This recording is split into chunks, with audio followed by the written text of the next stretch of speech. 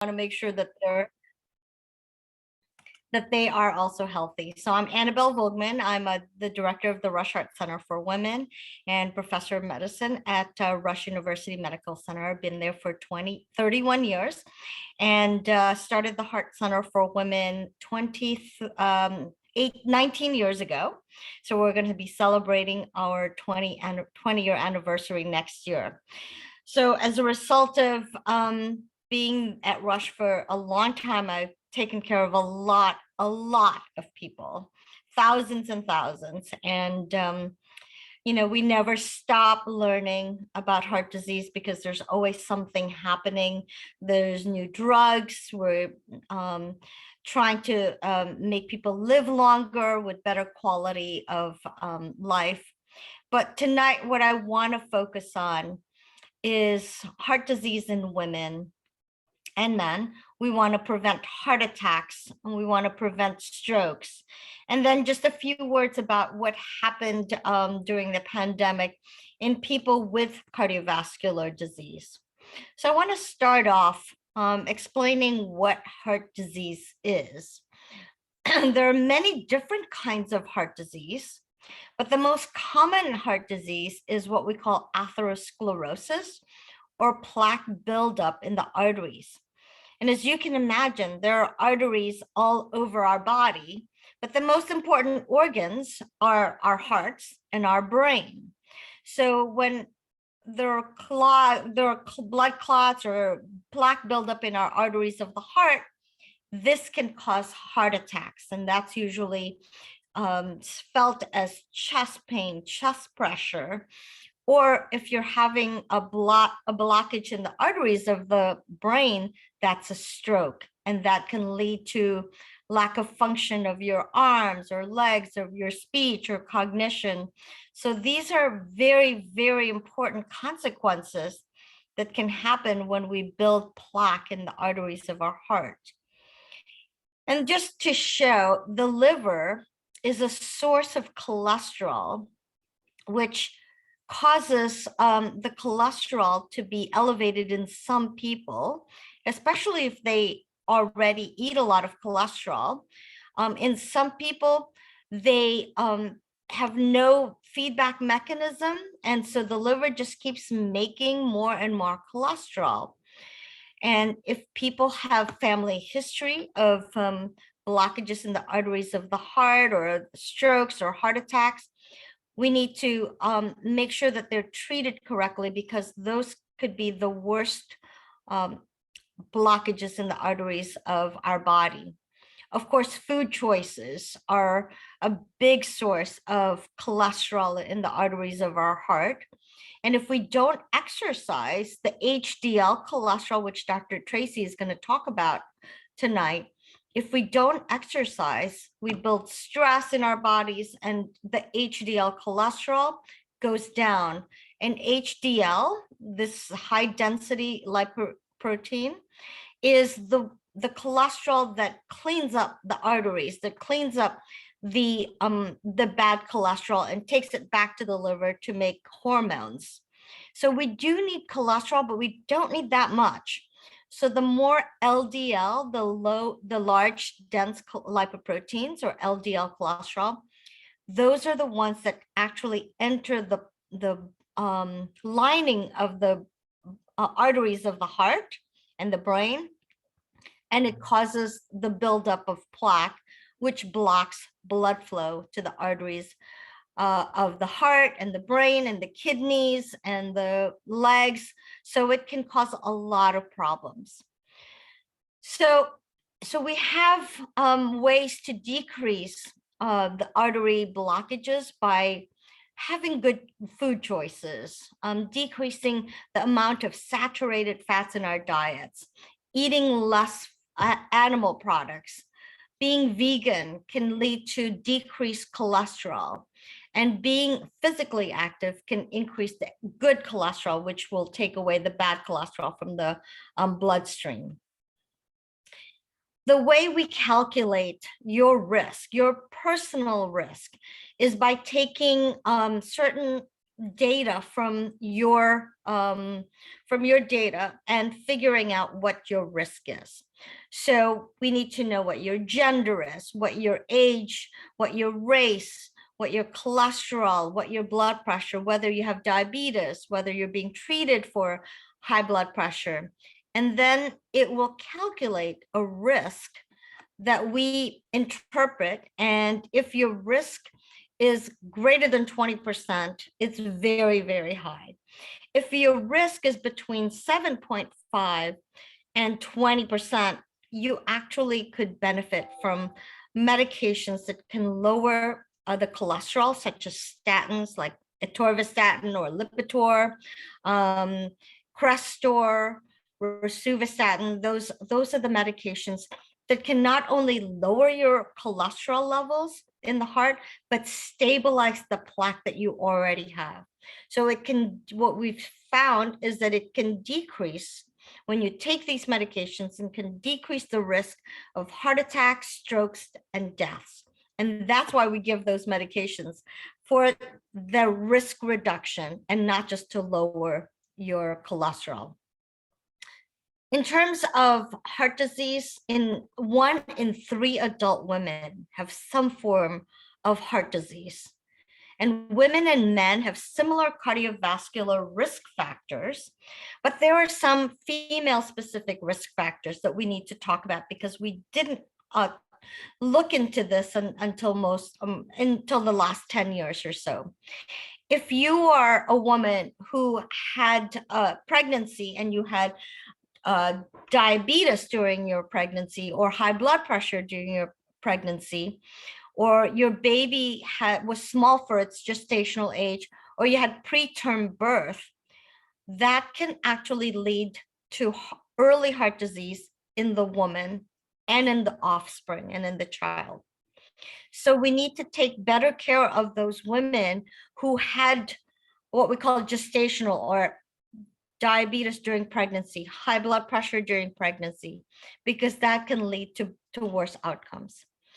When women go through menopause, the risk of heart disease also goes up. So we need to pay attention to those women who have menopause.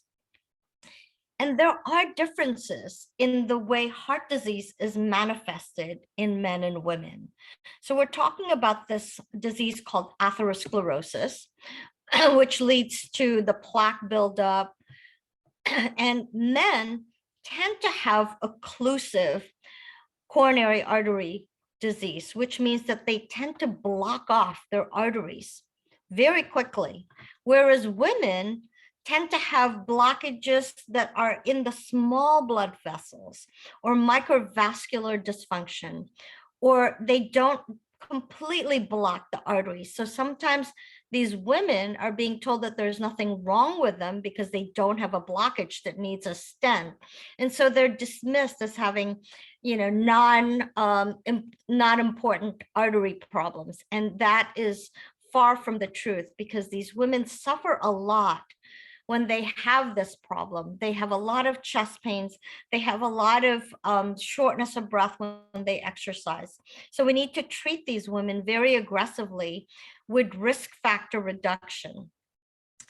Men tend to have a higher burden of this plaque buildup in the arteries throughout their lives, whereas women tend to have more burden of spasm, or the blood vessels lining don't react very well to stress.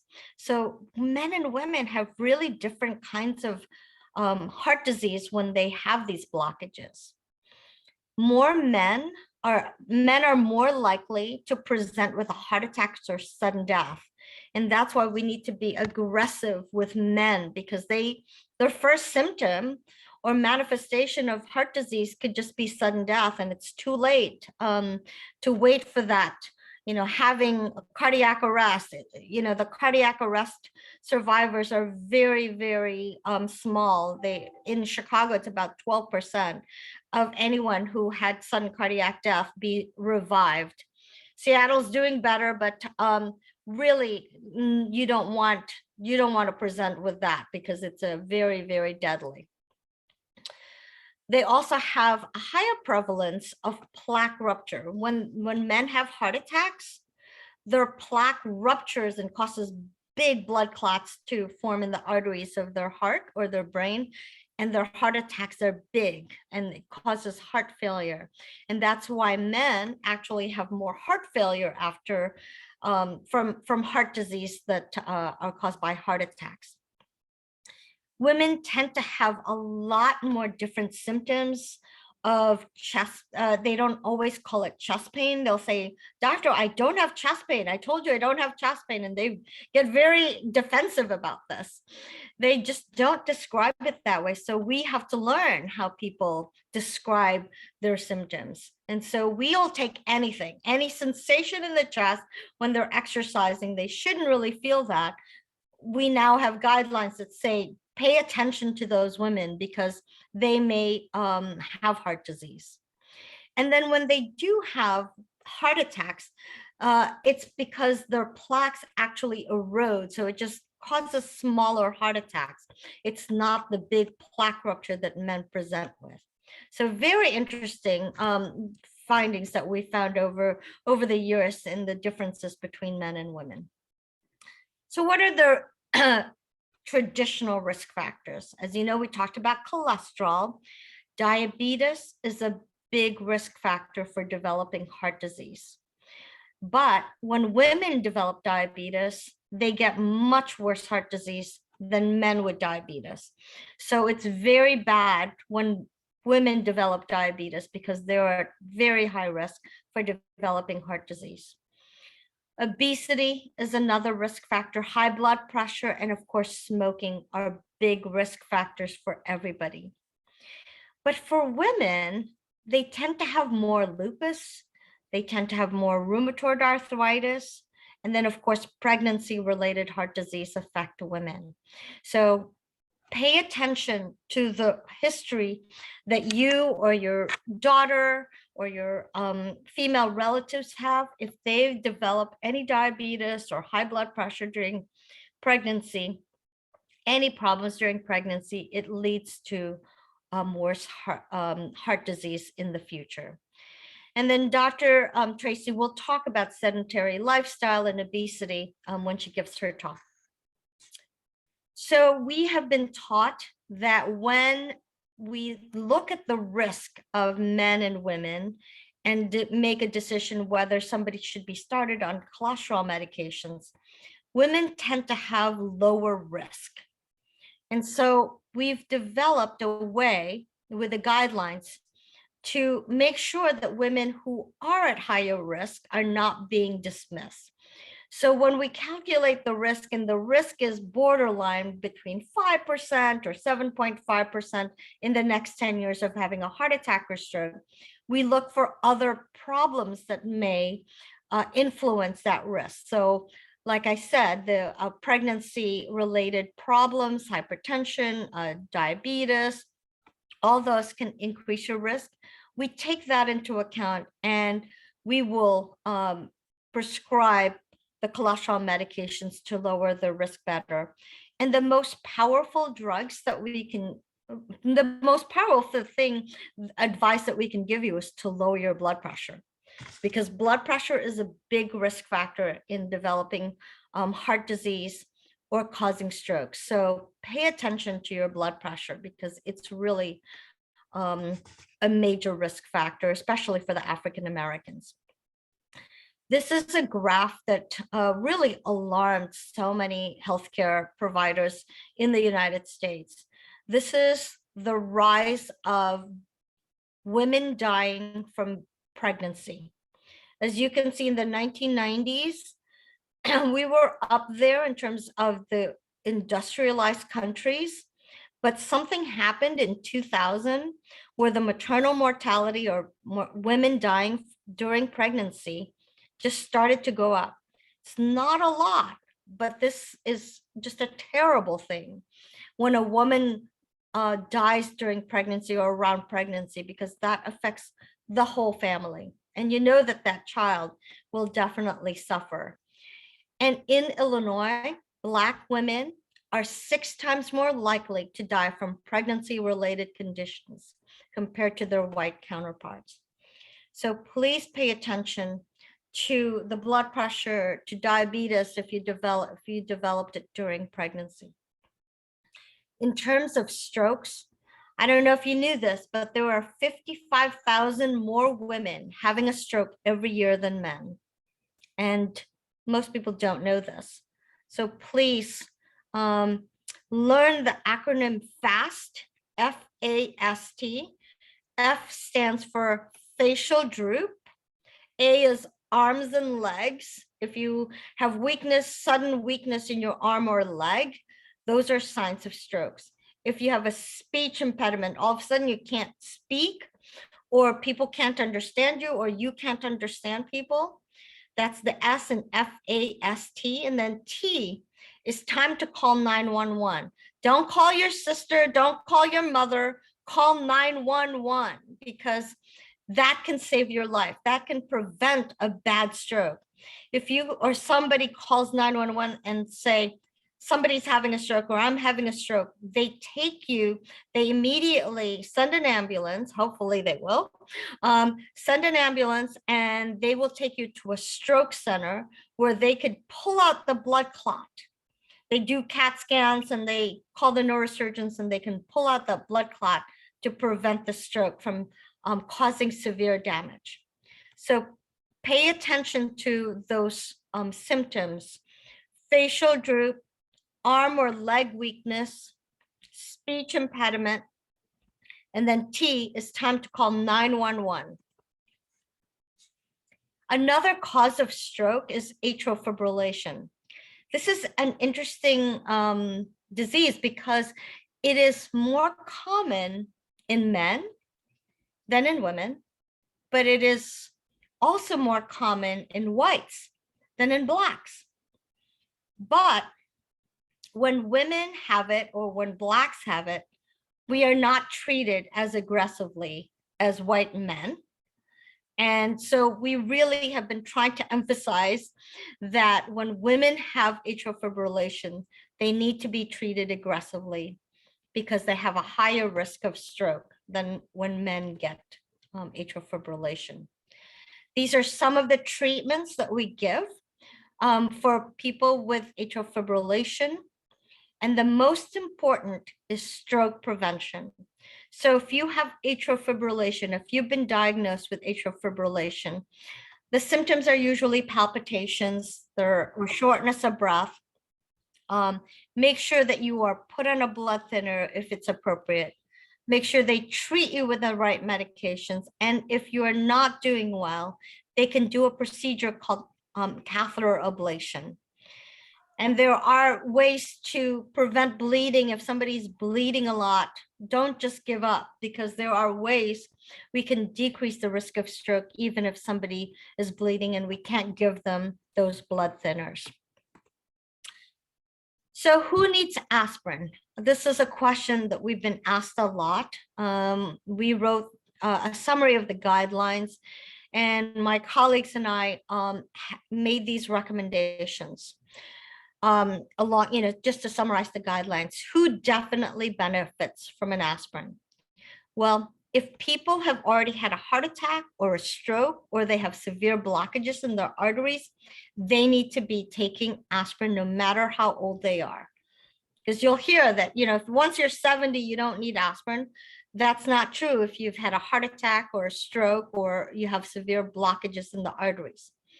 The people, the men and women who don't need it, are the ones who are over the age of 70 and they don't have a major risk factor, or they've had prior bleeding. We still don't know whether people who are smokers, or they have an elevated calcium in their arteries, need it. So those are the things that we're working at. In terms of the cholesterol medications, we know that people who've had a heart attack or stroke absolutely need these cholesterol medications. So don't argue with your doctors. Even if your cholesterol is low, you can really benefit from being on these medications to decrease your risk, to stabilize that plaque, and so that it doesn't break off and cause heart attacks or strokes.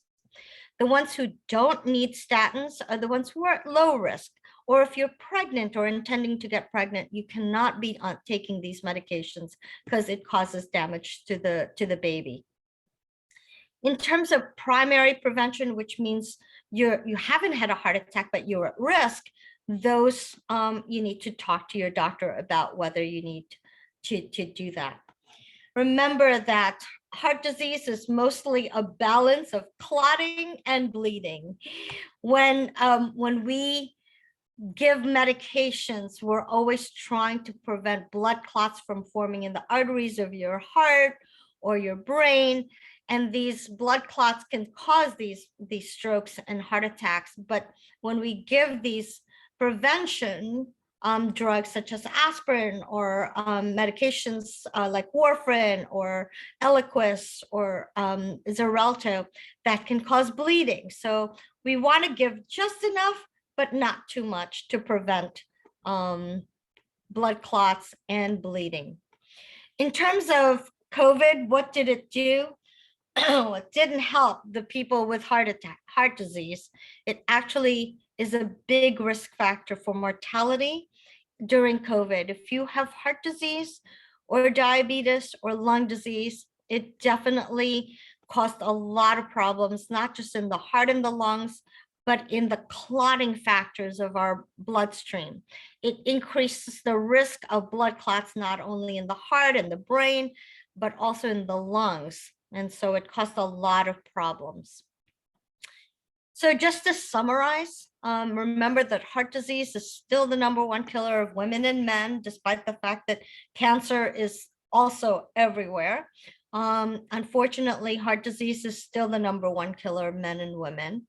Heart disease is preventable. That's the good news. And knowing your own risk is the first powerful life-saving step to a healthy heart. So remember that formula that I gave you. That's what your doctor needs to be doing for you to personalize your risk. And then remember, there are a lot of things you can do that Dr. Tracy will be talking about. So I'm going to turn it over to Dr. Tracy, because this is what we want to look like when we're in our 90s. Thank you. Okay, I'm going to stop my sharing.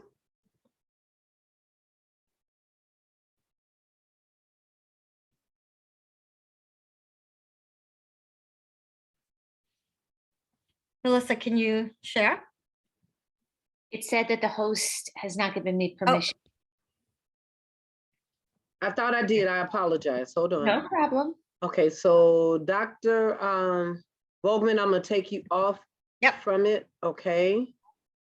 And then I will give access to Dr. Tracy. There you go.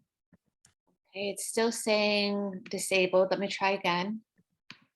Okay, there we go.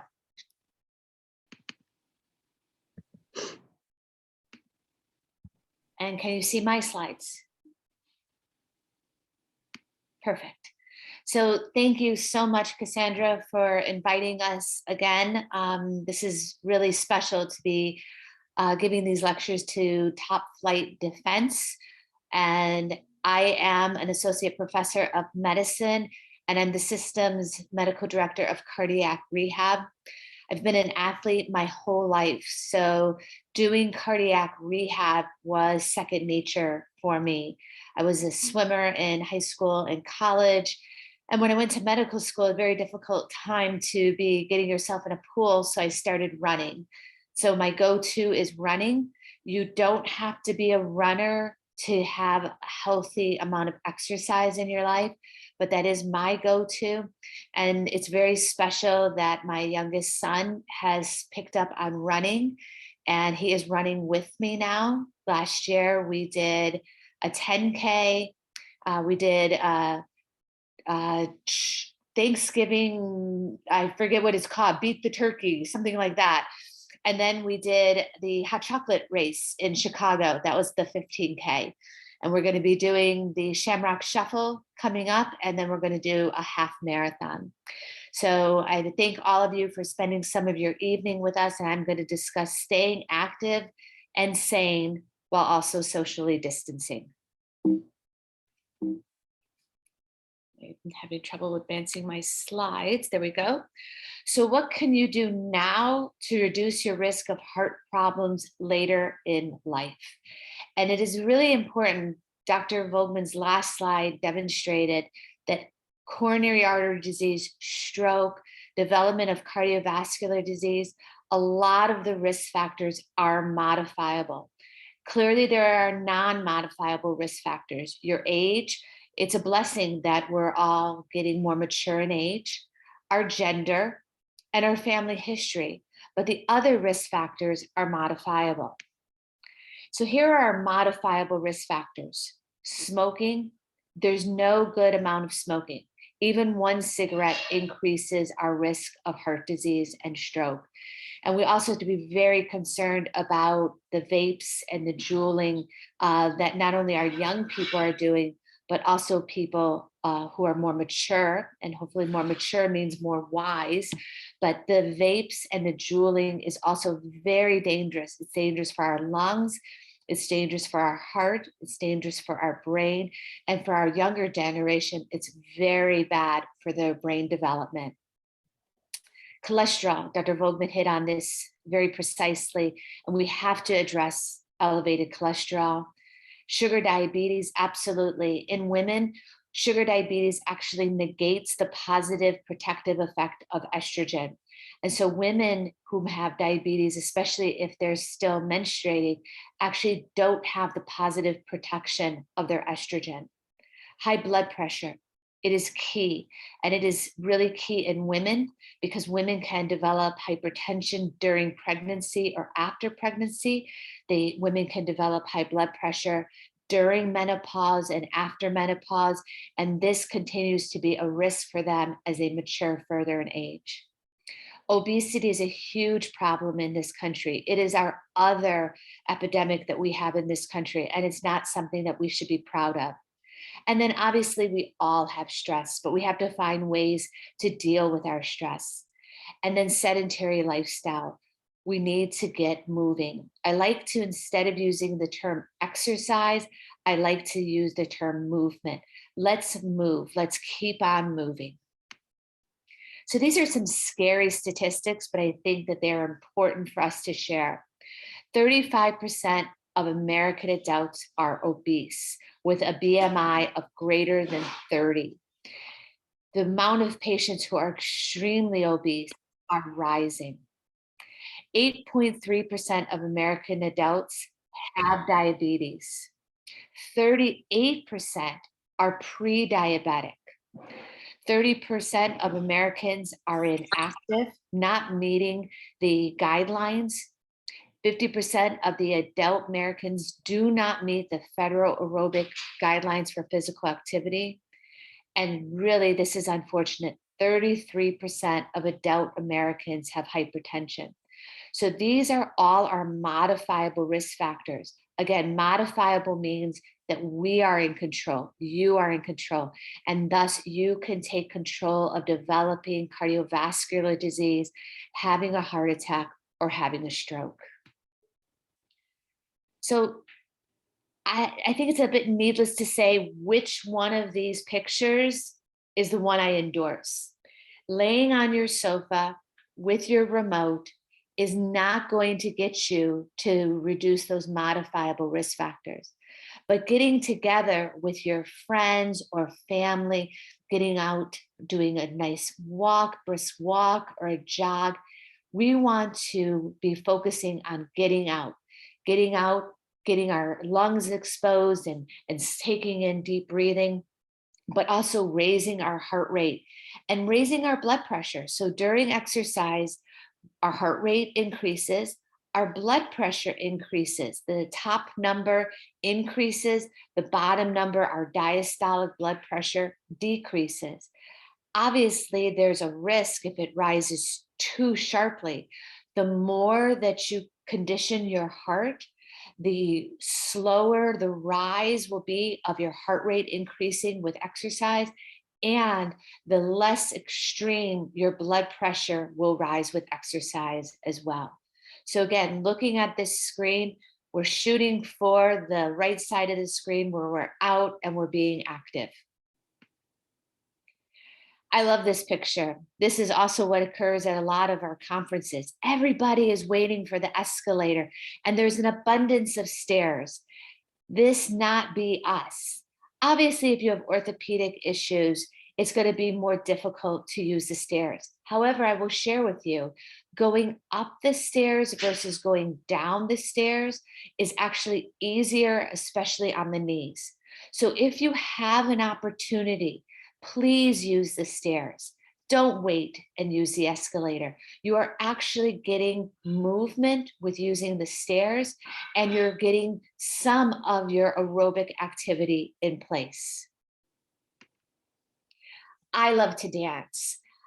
Not only is dancing a fun activity that you can do by yourself, we are big into music in our family. So from the time we get up until the time we go to sleep, there is always background music in our house. Dance alone. There is nothing better than dancing with yourself because nobody can step on your toes. Nobody's the leader and nobody cares what you look like. Dance with a friend, dance with your kids, dance with your lover. There's nothing more intimate than bringing in your lover into your personal space and sharing that moment. So make sure you have dancing. And who cares if you have 2 left feet? The most important thing is that you're reducing stress, you're moving, and you're reducing risk factors. And it doesn't matter what sex. We'll get into whether or not you're having sex, but I'm talking about it doesn't matter if you're a man or a woman. Exercise is important. And specifically for women, not only do I want you working on your aerobic exercise, so getting that heart rate up, getting the blood pressure up to a safe margin, sweating. Sweating is beautiful, but it also, what I want you to do is I want you lifting weights. A lot of women are afraid to lift weights. You don't have enough testosterone in order to look like Arnold Schwarzenegger. Not that any of us are striving to be Arnold Schwarzenegger, but what doing weights is going to do that aerobic exercise cannot, it's going to build your muscle mass. There are 2 main reasons that we all need more muscle mass. It makes you a more efficient machine. So everything that you eat is more effectively broken down. But what it also does is as we mature in age, we all get weaker bones. And I would like to just stress the fact that if you have more buffer, more muscle mass protecting your bones, you're going to be less likely to have a fracture if you fall. So please remember, aerobic exercise, regardless man or woman, as well as strength training are really key. And no matter what age, it is really important for us to dismiss age in this equation. Exercise does your body good. And we are putting in transcutaneous valves into people at their 80s and their 90s to open up their aortic valve. Or we're putting in clips on patients' mitral valve or tricuspid valve to narrow the amount of regurgitation or leaking of valves. Why shouldn't we be exercising if we're going to have an invasive procedure, which is going to absolutely improve our quality of life? It may not increase our mortality because we all have a destination, but doing one of those percutaneous procedures is going to absolutely improve our quality of life. Why not also do exercise? Exercise is a gift that you give to yourself. And if you're going to go through any procedure or take medications, amplify the benefit by doing exercise. How to exercise on your own. First of all, if you can find the momentum, do it. Get out, exercise. But there are always going to be days where you're going to find 1, 2, 3, 10 excuses on why you shouldn't be exercising. It's too cold. It's too hot. I have a headache. I have menstrual cramps. I just don't have the time. Then find a family member or friend and exercise with a family member or friend. Because when you're having a down day, they can motivate you and vice versa. Ideally, I would like you all to be exercising 5 times per week, 30 to 60 minutes. But it's really important for me to share that the more movement you have every single day is cumulative. So if you can't focus that 30 or 60 minutes where you are completely devoting yourself to aerobic activity and or strength training, know that those stairs that you do rather than the escalator or rather than the elevator, that's movement. Parking farther out into the parking lot rather than driving around endlessly trying to find the closest spot to the grocery store. Park out farther and walk to the grocery store. Instead of pushing a cart in the grocery store, pick up a cart or pick up one of those baskets and lift that. You can even be, as you're adding things into your basket, you can be doing some bicep lifts, do it on your right arm, do it on your left arm, do it on both arms. And as you're walking, it's actually going to be making you work a bit harder. And that's going to be movement and strength. Vary the intensity. So there's a day where you're feeling not so quite right. Okay, instead of a jog or instead of a longer bike ride, do a nice brisk walk. Or that day where you're not really wanting to, or the headache is too heavy, or the menstrual cramps are too much, then go to strength training. But also yoga, meditation, mindfulness, also really, really important, because what do they do to that modifiable risk factor called stress? They reduce the stress. Don't become overwhelmed. Start out slow and gradually increase the number of minutes, the intensity, and the variation in the type of exercise. Take it slow, make it gradual, but make it last. Again, this is a gift that only you can give yourself. My kids know that mom loves to exercise. They know that when mom is going to put on all her gear to go for a run or is going to go downstairs into our gym. And yes, I have a gym. It's my favorite room in my house. I started out slowly. When I had my first child, I got a jogging stroller and I got an elliptical machine. And we went out running together. And I will divert a little bit, tell you a funny story. I would pushing my beautiful angel Bella, and she would get a kick out of throwing off her hat. Mom stops. Throwing off a mitten. Mom stops. Throw off a shoe. Mom stops. Then I realized we're playing a game here. So I'd do it the first couple times. Then I'd say, Bella, we're done. And that anything she threw out went immediately into the basket under the rolling stroller, and we kept on. Add spice to your exercise. So change it up. Dance, yoga, run, walk, bike, elliptical, spice it up, because our bodies do get bored.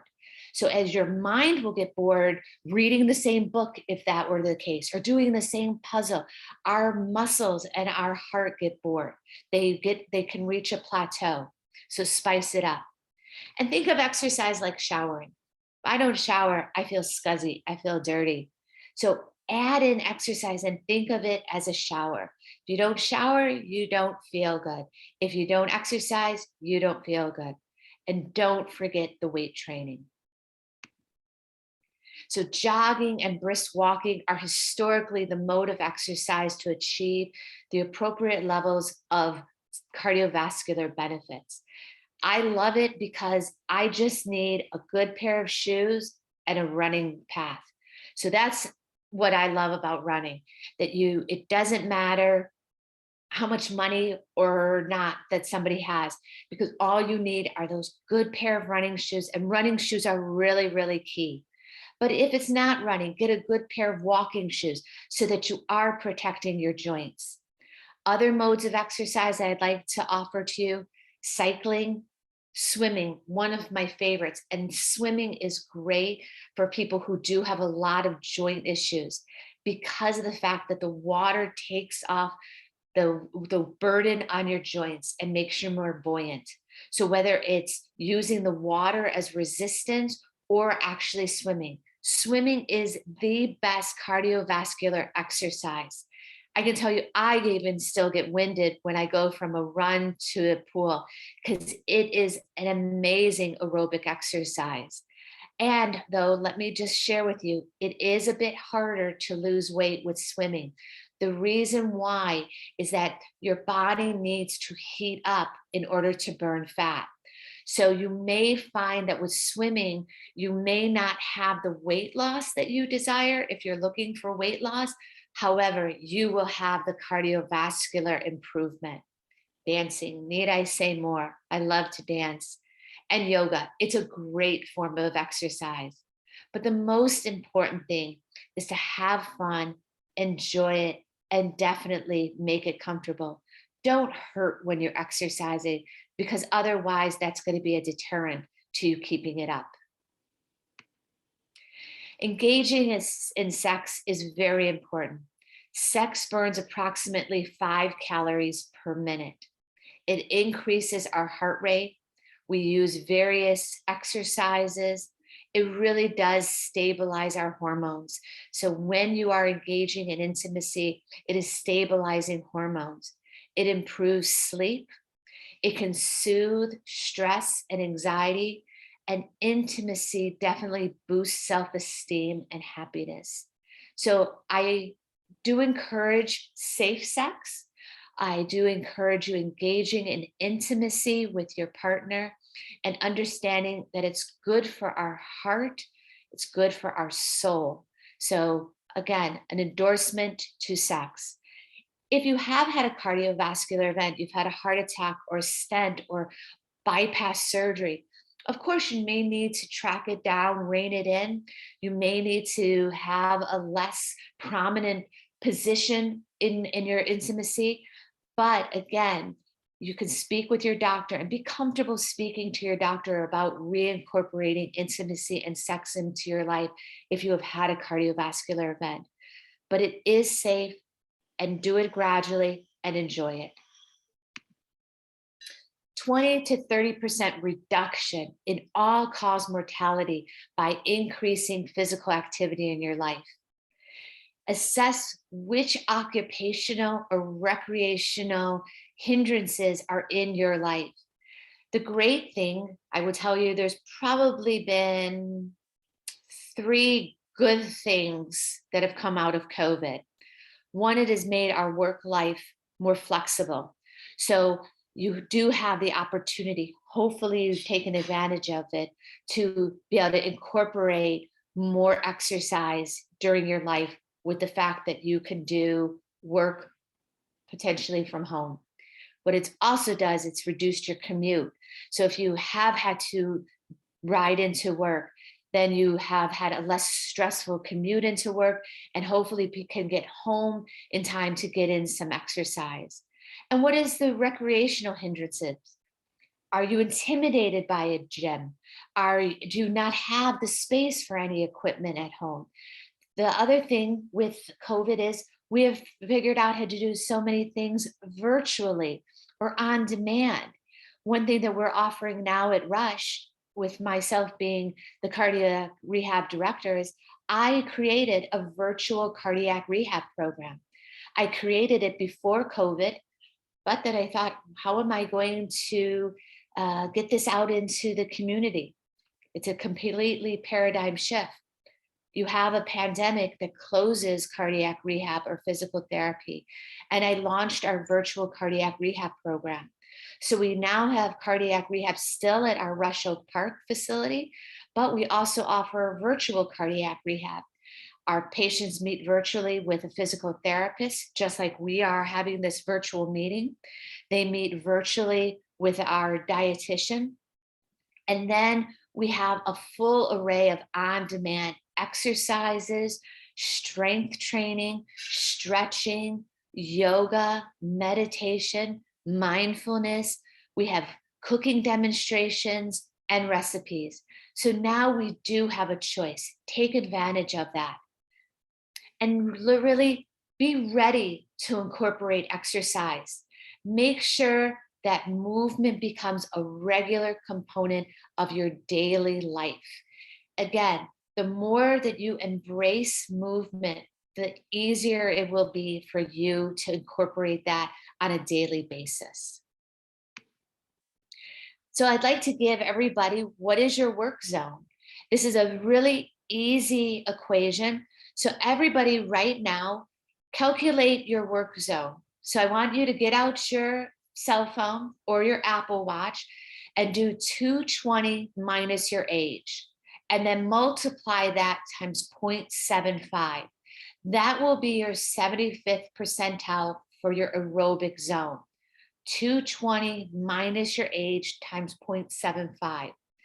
So when you have that, that's your heart rate.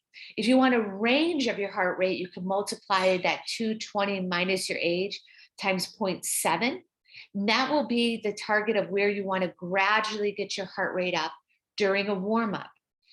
Every time you exercise, try to warm up 5 minutes. It's all you need. Then you want to get into your aerobic zone. That's going to be that 75, potentially 80% zone. 220 minus your age times 0.75, 220 minus your age times 0.8. That's going to be your aerobic zone. And that's where I'd like you guys all to focus on holding that amount of exercise. If you start out with 10 minutes, then work up to 12 minutes, then 15, with a goal of working it up to 25, 30 minutes each time you have set aside for exercise. Then there's something called the anaerobic zone. Unless you're training for something, a marathon, a half marathon, Shamrock Shuffle, an Ironman, a triathlon, there's really no additional health benefit for reducing cardiovascular disease when you work into those anaerobic zones. And in fact, those are the zones that if you're not training properly, that's the zone where you're going to potentially hurt yourself. So again, look to a warm up in that 60 to 70% range, and then targeting your heart rate at that 70 to 80% range for your aerobic zone. An improvement in cardiovascular outcomes is based on a cumulative amount of activity and not binging. So again, what I said earlier is, if you can't get in on Monday, your exercise, take those stairs. Take the stairs and run it instead of the escalator, instead of the elevator. Walk farther from your front door for your work or when you're going to be doing your grocery shopping. And keep track of your steps on your iPhone or your smartphone, and try to have goals. Goals are really important. Weight in this country is a big problem. And this is a really scary graph. This is very similar to the graph that Dr. Vogelman showed for maternal fatality with pregnancies. We should not be proud of the fact that the US is leading the way in overweight with all the other industrialized countries. And as you can see, it is continuing exponentially. This is not something that we want to be proud of. We want to get ourselves to be a healthy, happier community.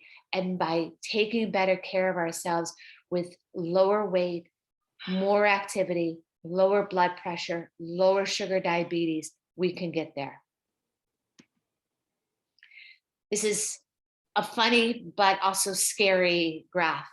In the time that obesity has been increasing, we have been consuming more and more fat. And fast food, they don't really care. They're happy that we're buying it. So if you look at the size of the burger and look at that, how we've gone from a single McDonald's hamburger to quadruple, oh my God, I think there's 10 patties on that one.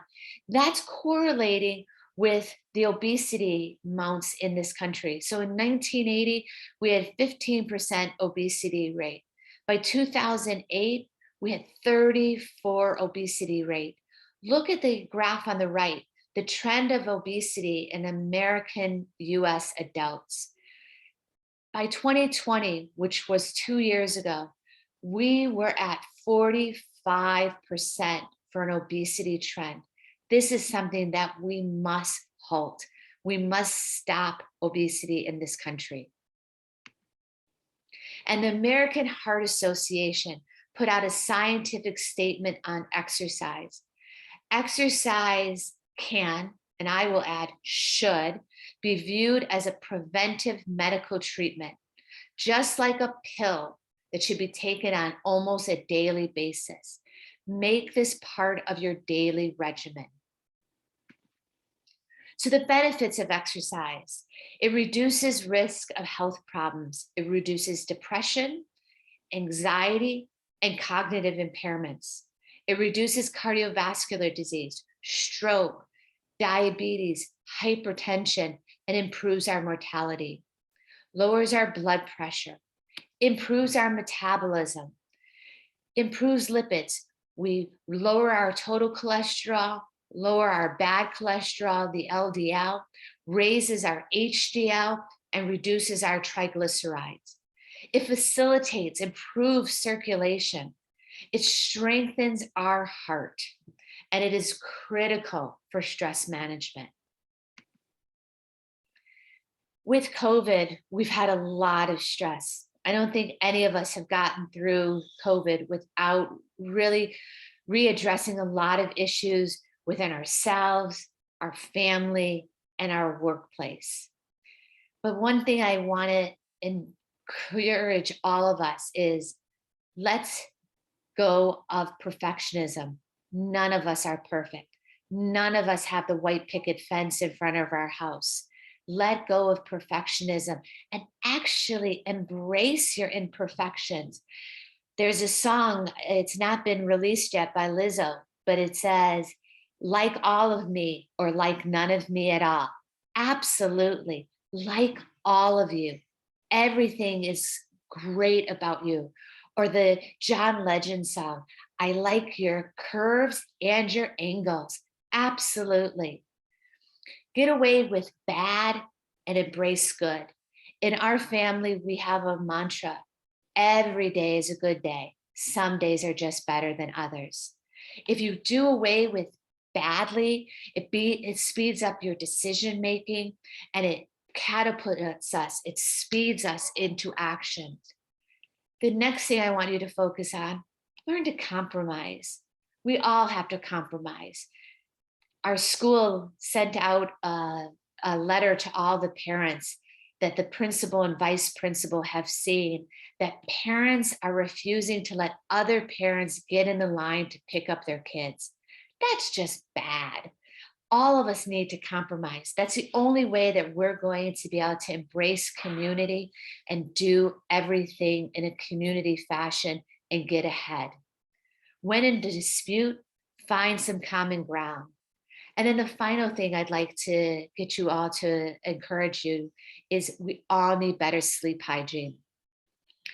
I really have to tell you that having a TV in your room, it's a bad idea. Your bedroom should be for two purposes: sleep and intimacy. It's okay to watch television, or be on your computer, but don't do it within an hour of trying to go to sleep, because you're stimulating your eyes, you're stimulating your brain. So try to set yourself a goal that by a certain hour or half hour before sleep, you turn off the TV, stop looking at the computer, stop looking at our phone. I will admit, I have become addicted to TikTok. I do have 3 children, and we share TikTok amongst ourselves. But after my certain hour, no more phone, no more computer. We don't really watch a lot of TV in our house. We always have sports on and music. And then I love to pick up a book, and I don't have a tablet, because a tablet can still, even though it's not really causing the blue light to affect your eyes, but it's still, I just find something very stimulating and relaxing about turning a page, seeing my progress, smelling the pages of a book. So please practice better sleep hygiene. Develop a positive attitude. Start each day with a mantra. Like I said, every day is a good day. Some days are just better than others. I also have a sticky that says, I exist for. Every day, I exist to do something good for myself, my kids, my patients, my friends, my colleagues. I exist for. So put up stickies in your house. I love to give myself mantras. Start every day, like I said, with a happy and positive plan. And like I said, all days are good days. Some are just better than others. And wait on the worry. Don't worry about the small stuff. Just let it go. Postpone your worry so that you can embrace happy. And set a time each day for self-reflection. I think it's really important, and I mean this, every day to self-reflect. Not to tear yourself up, but to build yourself up. And then help others, whether it's helping somebody cross the street. I saw a woman a couple days ago in my community, and she had a cane. And I stopped to let her go, and she waved me ahead. And I passed her and thought, I need to stop. She's afraid of the ice and she's got a cane. And I pulled over and I started to put my car into park, and the person behind me stopped and helped that woman cross the street. So help others, because this gives us a purpose outside of ourselves. And I put here, COVID has transformed us. It not will transform us. It has transformed us. And in some respects good, and in some respects bad. But this is a new phase in all of our lives. It feels weird, but weird is not bad. Weird is different. Different is not bad. We've learned to do our jobs differently. We've learned to embrace our families more. I make sure that we break bread with each other at least once a day. So we do have to embrace it. COVID is here, and I believe COVID is not going to go away. I think it's going to become like the flu, and we're going to be needing to get our vaccines every year, just like we get our flu shot. And I really do like the ads that Illinois has. We're all in this together. And if you're on the fence, try to get off the fence. Every one of us knows someone that has been significantly impaired by their health with COVID or has died. So I encourage everyone to consider, and strongly consider, getting the COVID vaccine and getting your booster. Focus though on what is the same, but also make space for new things. Again, we've had to learn how to do our jobs and our lives differently. I love the fact that I've been able to be, in some respects, more of a mom during this period, because I've been able to maybe do drop off or been able to pick up when I couldn't before. So embrace your newness and embrace your sameness. But manage your anxiety, please. Get out. And one of my patients showed me this really great thing the other day. We were doing a virtual visit together, and she suffers from anxiety.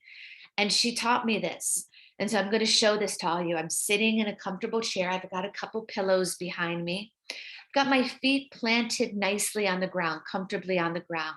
And I think the reason why you want to plant yourself with your feet on the ground is to feel that stability. You place your right hand on your heart. You place your left hand on your belly. You close your eyes and you take 4 or 5 deep cleansing breaths.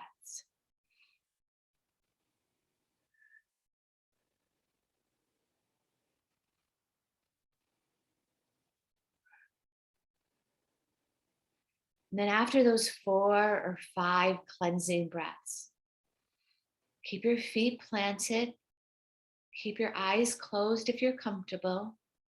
Keep your right hand on your heart, your left hand on your abdomen, and just breathe normal. And try to do this for 4 or 5 minutes, you will notice, and I'm already feeling it. I can just feel the stress of the day going away. You can do this in your car, you can do this in your office, you can do this at home. My patient does this before she goes to sleep and it helps her sleep better. You can do this in the bathroom. And just do this every day, multiple times of the day. And you will feel that stress just being released. And do deal with the grief of what we have missed out on, because it has been grief. It has been a loss. And I'm not just talking about physical loss, but I'm talking about emotional losses that we've all, every single one of us on this phone has had to grieve, not being able to have holidays with our loved ones, not being able to potentially have a wedding with someone. We've all had loss. So grieve and know that it's okay to grieve. Finally, set goals, track your progress. Like I said, whether it's on your phone, on your Apple Watch, but set yourself goals. It feels so darn good to achieve a goal. So the key takeaway messages: heart disease is the #1 killer for men and women. However, it's preventable. We can do this. All of us can do this. Know your personal risk. It's powerful, it's empowering, and it's a life-saving step to a healthy life. Love your heart, love yourself. Improve your lifestyle with exercise, healthy eating habits, and no smoking. You have dealt with so much and done the best that you can. Take a moment now to appreciate how strong you are. Thank you, everybody. Whoa, I don't know about anybody else, but I feel, what's the word? Exuberated? I feel good. I feel good after holding my heart, taking the deep breaths. I'm like, whoo. All this, well, I won't lie and say all the stress is gone, but it's easing up. It's easing up. But what I would like to do, I was on, okay, thank you. Yolanda, did you see any questions on the Facebook Messenger? Did you see anything? And I'm going to stop the recording because, like I said before, for the sake of privacy, I don't want to have this on recording.